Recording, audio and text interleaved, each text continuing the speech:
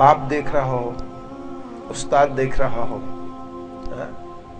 Officer دیکھ رہا ہو, کوئی مجھے دیکھ رہا ہے, اس وقت میں کیسی نماز پڑھوں گا؟ اور میں تنہائی میں ہوں, مجھے اب کوئی نہیں دیکھ رہا, میں اس وقت کیسے نماز پڑھوں گا؟ فرق محسوس کر رہے نہیں کر رہے؟ ہاں بھائی, ہاں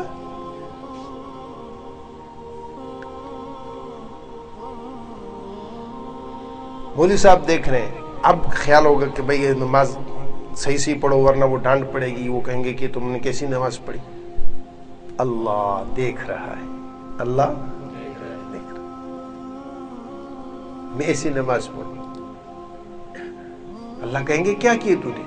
اب یہ استحضار کی کیفیت ہے, یہ پیدا کرنے سے ہوگی, اس کو بار بار سوچنا ہوگا.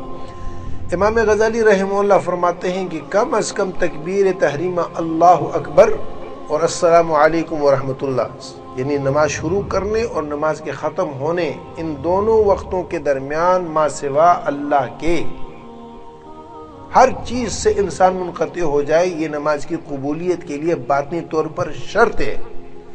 جس وقت اللہ اکبر کہے ساری دنیا نگاہوں سے ہٹ جائے, ایک اللہ سامنے ہو, اور جس وقت السلام علیکم ورحمۃ اللہ السلام علیکم, اس وقت بھی ساری دنیا نگاہ سے ہٹ جائے, صرف ایک اللہ. ہم نے ایک نماز بھی ایسی پڑھی ہے. ہاں بھائی,